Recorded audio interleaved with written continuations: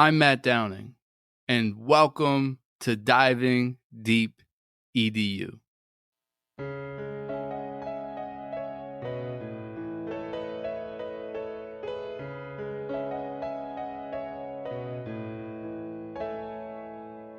Curious conversations with all types of peeps. Encouraging innovation, we are diving deep. Certainly education is what we like to speak. Fervent with dedication, now it is time to teach. Yeah.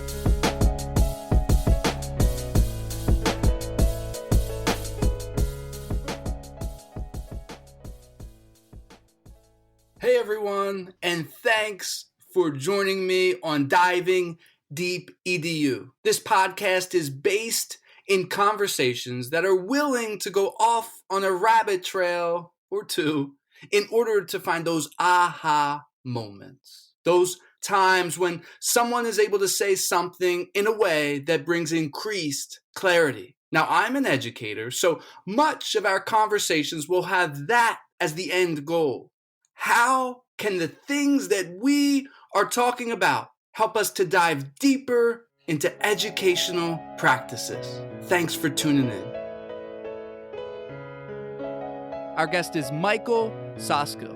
Michael was the 2017-18 Pennsylvania Teacher of the Year and continues to fight for a healthier democracy and for positive education decisions. His latest book, Flip the System US, How Teachers Can Transform Education and Save Democracy, outlines a positive vision for how public education can serve as the foundation of a more peaceful, equitable, and inclusive society. He is the recipient of the U.S. Presidential Award for Excellence in Math and Science Teaching, and in 2016 was named one of the top 10 teachers in the world. And he was a prize finalist by the late Dr. Stephen Hawking. Mike, thank you so much for joining me today. How are you doing? I'm doing great. Thanks for having me, Matt. Yeah, this is great. I'm really excited to have this conversation and especially really dive in to some of those ideas that you've outlined in your new book. But before we do that, can you share a bit more with our audience as we get started? Where do you teach? What are some of the ages? What do you teach? Sure. So I've been a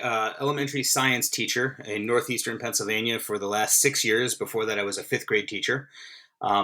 I've been teaching for 22 years, and I truly believe that students need to own learning and that we need to allow our students to apply what they learn in our classrooms to make the world a better place, both in their local and global communities. You were selected as the Pennsylvania Teacher of the Year, right? There's a lot of teachers in Pennsylvania. I'm one of them. What do you think it was that allowed you to become Teacher of the Year?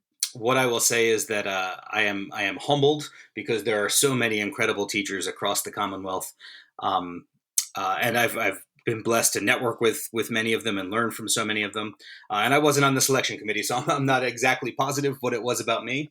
But I will tell you that I feel an incredible responsibility to make sure that I use this platform to advocate for the things that I know are right for our students and for our colleagues. And since being selected in 2017, I've tried to use that platform to advocate for a more inclusive, more equitable education system that serves all children and is the basis for a more democratic society. As you think to the number of activities that you've done in the classroom, right? And the list probably goes on and on and on. What comes to mind as an activity or maybe two activities that you think have been most helpful in helping students learn? Well, for me, I very much believe that, as I mentioned before, children need to have ownership over learning. And so I teach in a very rural and not very diverse area. The majority of my students are white. There's not a whole lot of foreign languages or other cultures represented in our community. And so since video conferencing became free and relatively easy to use, maybe about a decade ago, maybe a little longer, we've used free video conferencing tools to bring the world to students here in northeastern Pennsylvania. My students have connected with over 96 different countries, whether it's scientists or teachers, other classes that we've collaborated with. We've talked with national park rangers, with scientists that are doing experiments in different locations, with astronauts on the International Space Station and researchers in Antarctica studying penguins. And in each one of those situations, I try to show my students the application of the learning that's happening in the classroom and encourage them to look for issues and problems that they think they can use their learning to solve. And so through that, we've used the design process. My students have created bridges for communities in rural Kenya. They worked with a group of students in India to collaborate on a campaign to stop forced child labor, and a variety of different issues. So that's the kind of thing we focus on in my classroom. With all of those conversations that you were able to have with all of those people, I'm pretty sure you use different tools to have those conversations. What were some of those tools that you used to be able to facilitate those conversations, just for our listeners that might be interested in doing that as well? Sure. So when it comes to video conferencing, I mean, obviously there's different platforms like Zoom or Google Hangouts or Skype. I've used all of them in my classroom. But my favorite tool for finding connections is really the Skype in the Classroom website, which is a free website that's hosted by Microsoft. On there, you can zoom in on a map and find teachers literally anywhere in the world that are willing to connect with your class and collaborate. When I'm doing all-day workshops in schools, I often pull up that map and show Kazakhstan. And there's actually 6 or more teachers in Kazakhstan that are willing to connect with your class in real time. So, the technology has brought the world closer together. And it's vital that we use these resources to expose our students to the world and show them how to collaborate, because that's the world that they're going to graduate into. As you've had these conversations with different communities, really across the world, what have been some of the responses that your students have had in the classroom as a result of some of those conversations? Well, it's difficult for them at first because it's something that's novel, right? So it's always exciting. I mean, kids are always excited when we have a video call with someone in a different location coming up, and we try and make those experiences as engaging educationally as possible. But also, I recognize that for my 4th and 5th graders, for some of them, the first time they're on a call, this might be their first interaction with someone from a different country who speaks a different primary language. And so we have to have conversations about, when you hear someone's accent, what does that mean? Right? That's not something to laugh at or make fun of. That's, we should respect someone that speaks multiple languages and is able to communicate with you in English in their 3rd language, right? So it leads to some really important conversations with my kids that give them context and perspective on what we're learning. I want to focus our conversation a bit on your book that's hot off the press, Flip the System US: How Teachers Can Transform Education and Save Democracy. What a powerful title. What a huge endeavor you are embarking on. And let's really start at the beginning. Why does the US system need to be flipped? That is a perfect question and a great place to start. So I think any teacher who's listening will understand that right now, our education system, like a lot of the other systems in our country, is a strict top-down hierarchy that is coercive.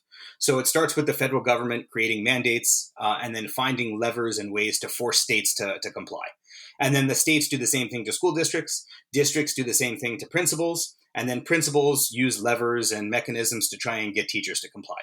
And unfortunately, too many times we as teachers do the same thing in our classroom. We use grades and other extrinsic motivators to try and get kids to jump through hoops and do what we want them to in our classroom, instead of focusing on authentic learning. And so what I'm proposing in this book, along with the 32 other amazing contributors that have written chapters, is a flattened hierarchy and a system that is based in support rather than coercion. So it starts with us as teachers asking our students and our community, what do you need to be successful and how can we support you? And then us as teachers demanding that from our administrators, that they ask the same question of us. What do you need to be successful? How can we support you? And instead creating a system that is based in partnerships and support rather than those levers and coercion that our system is driven with right now. And the real benefit of this is that, right now, teachers have very little voice in the most important decisions that are happening in education. And because of that, there's some severe negative unintended consequences. So when you develop policy and you don't know how it's going to play out at the intersection between where that policy and practice meet, you end up with these negative effects, right? We know that from standardized testing. We know that in a whole variety of different settings.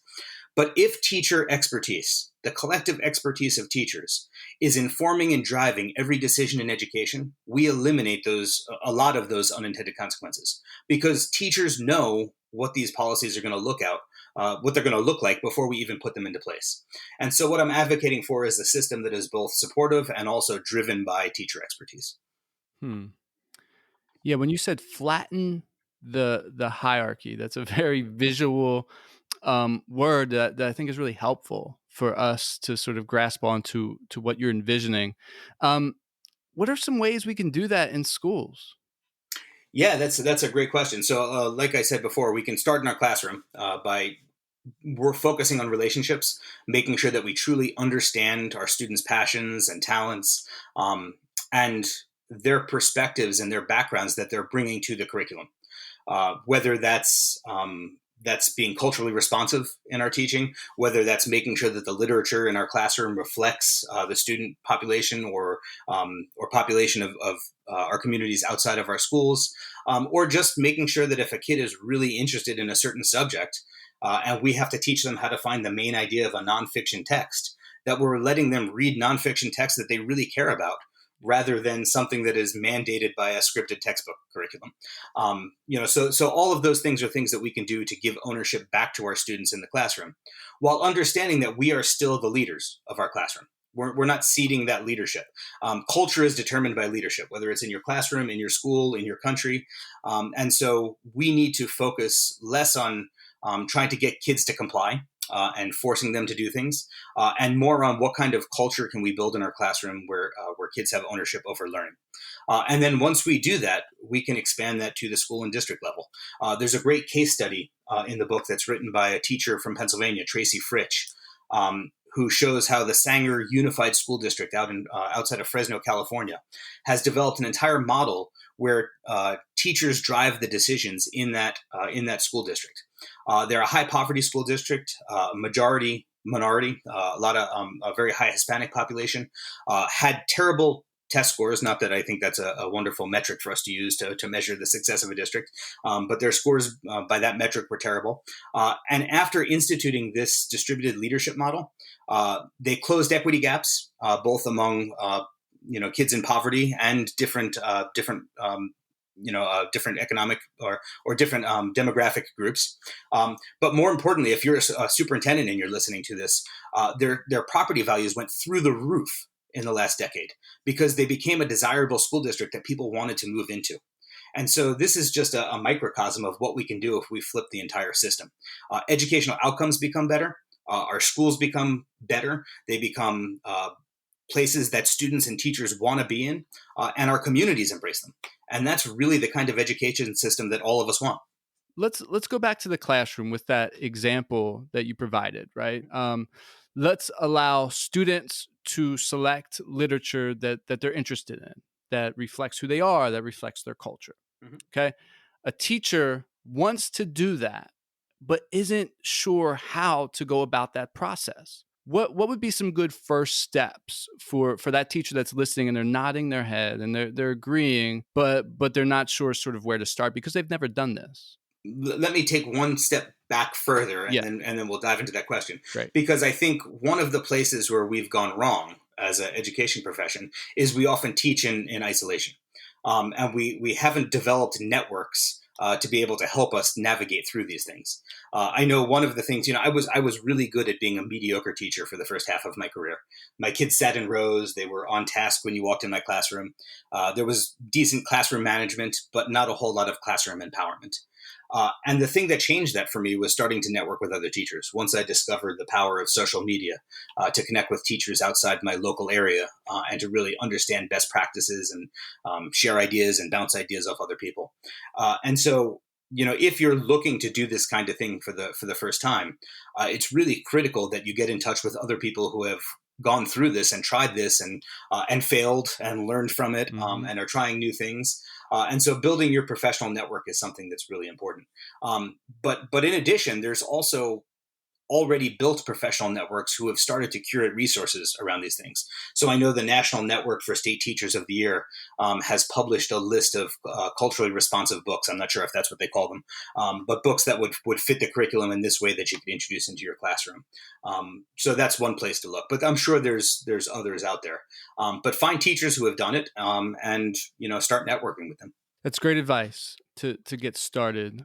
Utilizing the many years of research and work that others have done, and sort of joining hands and coming together and getting support, and then supporting others. I want to zero in on a phrase within your book: save democracy. Do you feel like our democracy is being threatened? Yes.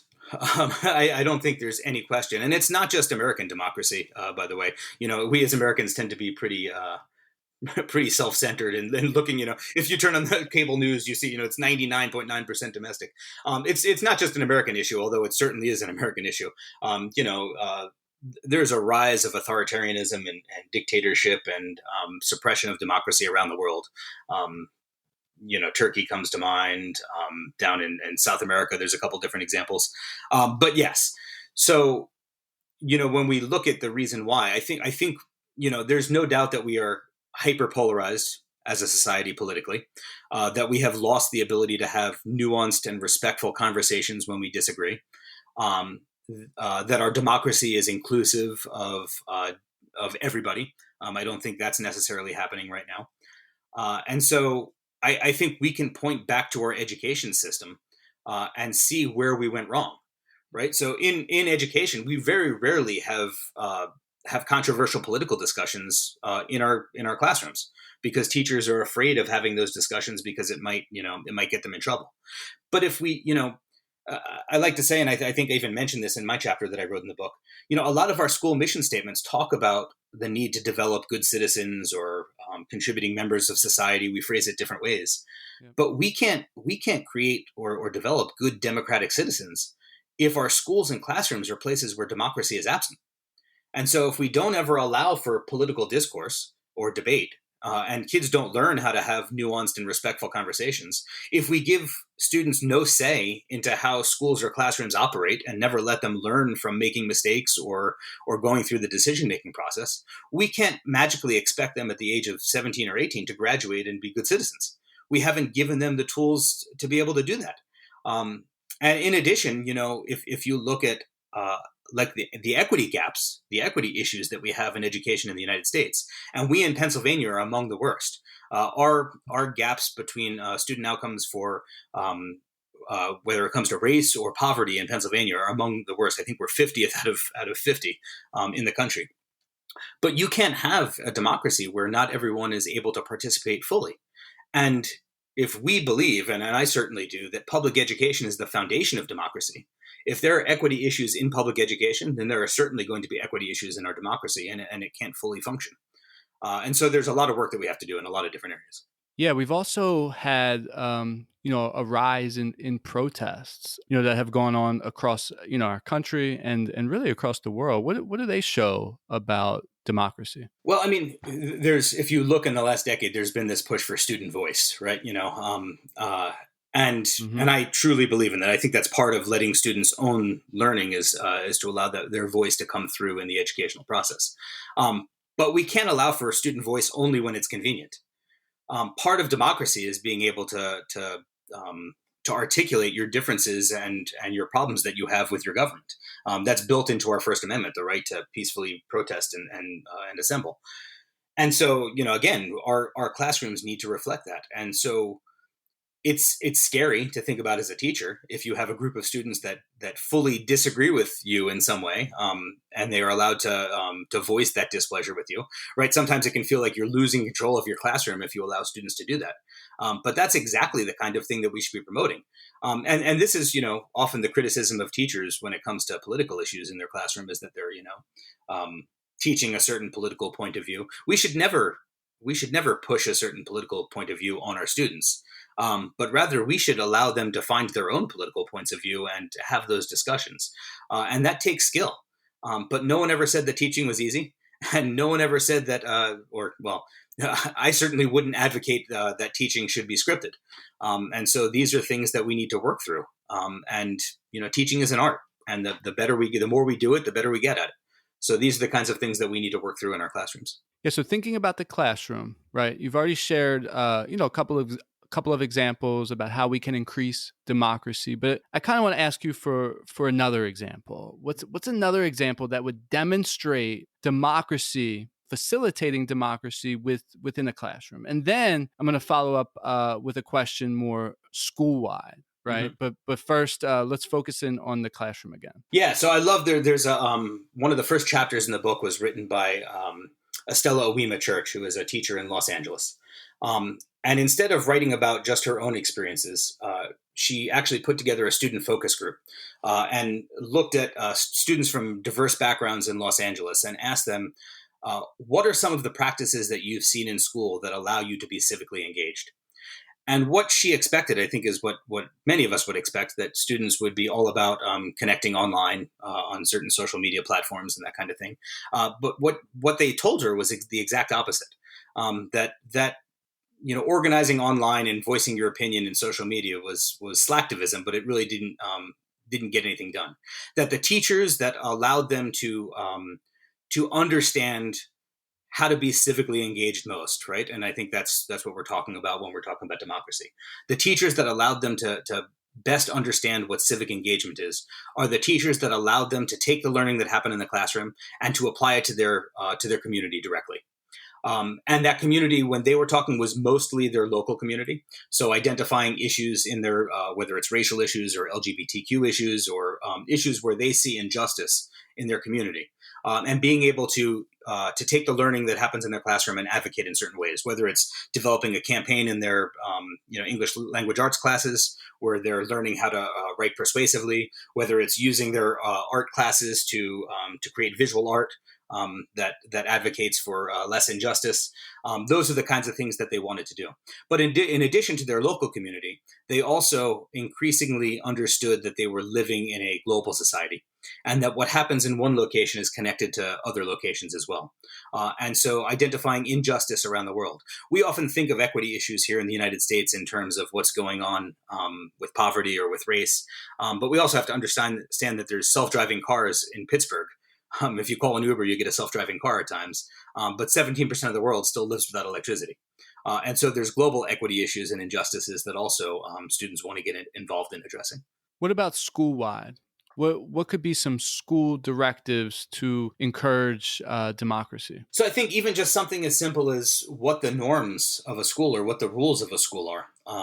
If they're dictated to students, students don't have any ownership over that community, over that school community. And so allowing students to be involved in every aspect. You mentioned before, how do we choose culturally responsive literature in our classrooms? Mm-hmm. Well, if we're not including students in those discussions, we're doing our students a disservice, and number two, we're robbing them of an opportunity to do the work with us and to be involved in creating the norms of that classroom.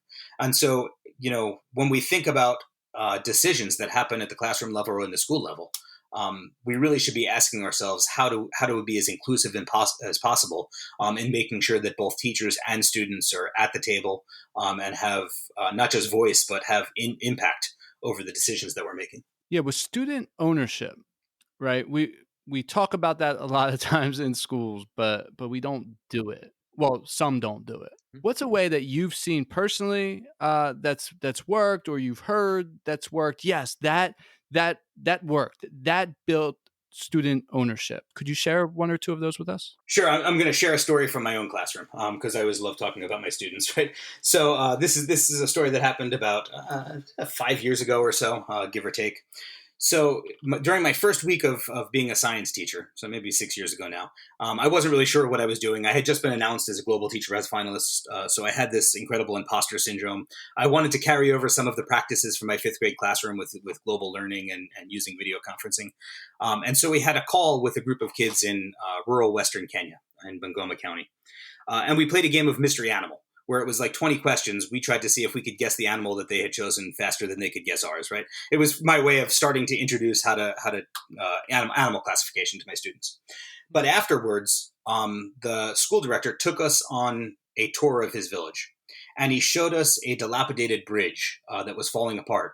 And he told my students that kids in kindergarten, first and second grade that lived on the other side of the bridge were not allowed to go to school because the bridge was too dangerous. And that during the rainy season, the bridge would flood, and any kids, even in high school from the other end of the village, would miss an entire month of schooling. And my kids were horrified. They were shocked. They couldn't imagine not being able to go to school or see your friends. And they said some magic words in that moment. They said, "Mr. Soskil, that's wrong. We should do something about that." And I had a choice in that moment. I could have glassed over it and said, "Yeah, that's terrible," and moved on with the lesson plans that I had and the curriculum that I was handed. Or I could do what I actually did do, was go back and dig into my curriculum and say, okay, how can I teach my fourth and fifth grade science standards through this problem that my kids have identified as being important and an injustice that they want to correct? And so what we did is we spent the next 5 or 6 weeks going through the design thinking process, the engineering process, identifying the problem, looking at our resources and constraints. First, students designed bridges out of paper, and they tested them with pennies to make them fail, and then made them stronger and better. And then out of cardboard, and they tested them with rocks and made them fail. And finally, they drew up some blueprints for a bridge. And they sent those blueprints to a bridge designer in Kimilili, which was nearby to the town that we were working with.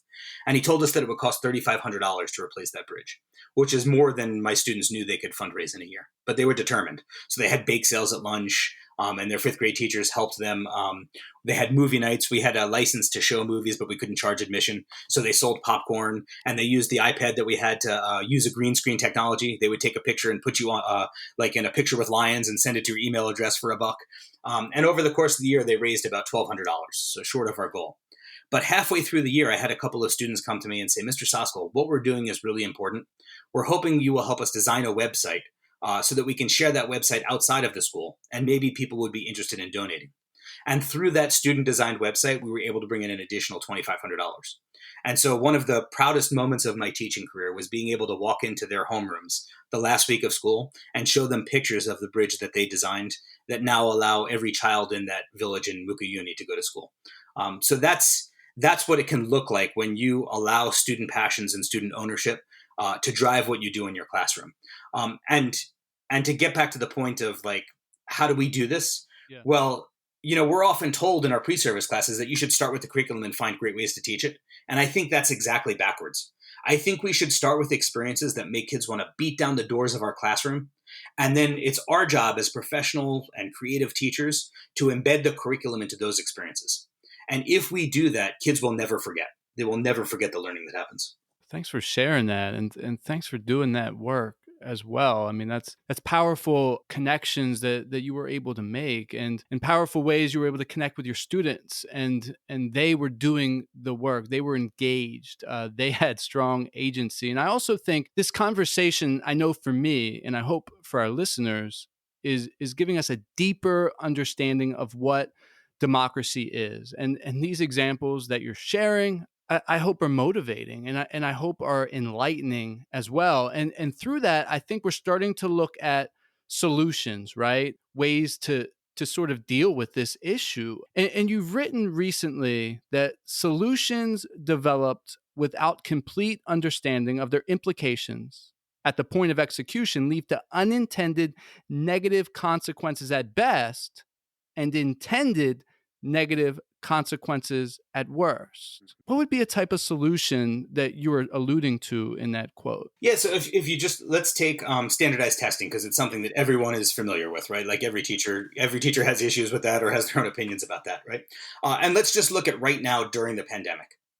We've had this wildly inconsistent and inequitable response to COVID-19 in education during the end of the last school year.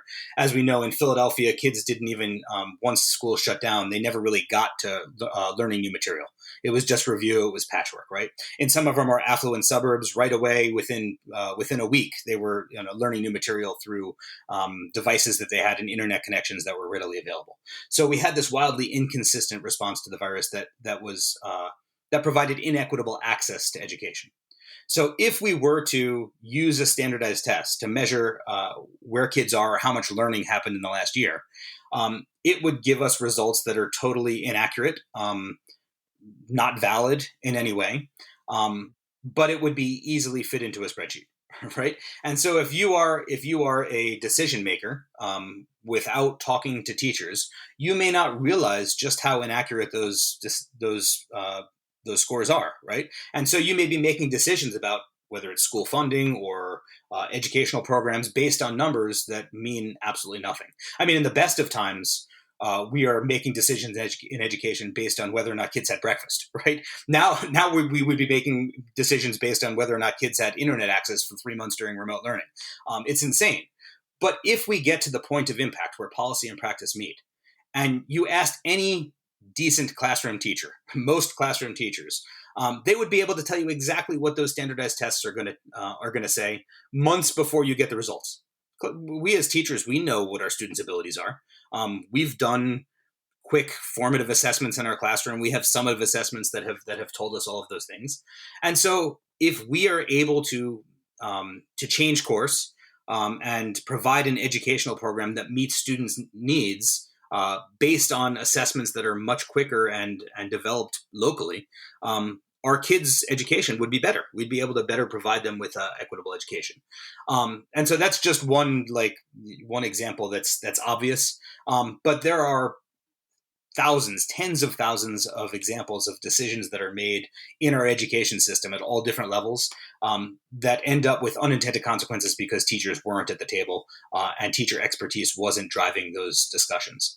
And I will just throw out, it's important that we delineate between individual autonomy and collective autonomy.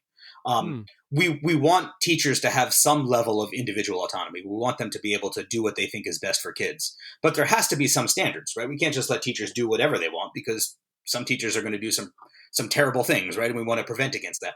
And so, what I'm really advocating for is collective autonomy, where it is teachers that are developing the standards for the profession. It is teachers that are monitoring whether or not those standards are met, and it is teachers who are driving education decisions and making sure that the needs of our kids are provided for. Yeah, I asked that question because I wanted to just make sure that people listening to this are like not getting the wrong idea about solutions. So I think by you sharing that, it helped us again get another angle of understanding that, yeah, it doesn't look like that. Right. I want to stay on the path of where you've been taking us so far in this conversation, which has been, again, super helpful. You've spent about a year on this book, writing it, editing it, interacting with the material. What is something that you learned that you didn't expect to learn? So, because of the way that the book is put together, I wrote one chapter, but there are actually 22 different chapters, and the other 21 chapters are written by expert classroom teachers from across the United States, state teachers of the year, global teacher prize finalists, really amazing teachers. And then there are a handful of chapters that are written by some of the world's leading education researchers. So Pasi Sahlberg, who helped develop the Finnish education system, wrote a chapter on what America can learn from international education systems. There's a couple other amazing education researchers in there. So each one of those chapters provided me a perspective that was unique and gave me something else to chew on and think about. And it was an absolute joy to edit those chapters, because I had to really digest what was in there. But one of the things that I don't know that I learned it, I don't know if it was something that I learned new, but something that really hit home for me, and it came through in several of the chapters, one by Josh Parker, one by Michael Pena, was the idea that if we're going to flip the education system, and if education is going to be driven by the collective expertise of teachers, we need to make sure that our teaching force is reflective of the students that we're serving. Because right now, in Pennsylvania in 2017, there were like 4,200 teaching certificates that were handed out. Only 26 were Black men. If we have that kind of racial inequity and racial gap in our teaching force, even if teachers are driving education decisions, we're gonna have some implicit bias issues where predominantly white females are making decisions, and they're doing what they think is best, but they're missing a big piece of the picture because they just don't have that perspective. And so diversifying our education, our teaching force, and making sure that our faculty is reflective of the communities that we're serving, is absolutely critical. And there's a couple of chapters that address that. Mike, this has been an eye opening conversation for sure. You dove deep many times, and that's what we like here on Diving Deep EDU. As As we conclude, who do you want to give a shout out to?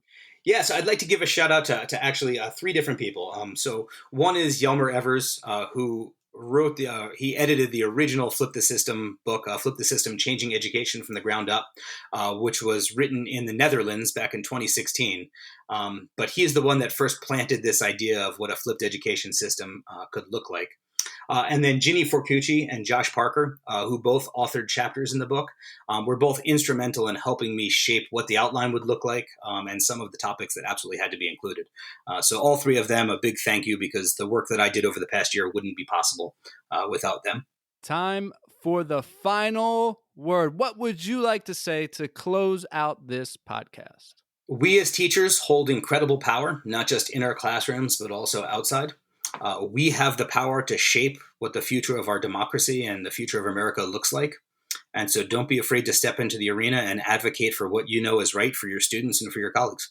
Thanks, Mike. Mike, this has been great. Thank you so much for joining me on Diving Deep EDU. I appreciate your time, your perspective, and helping us think deeper about these important issues.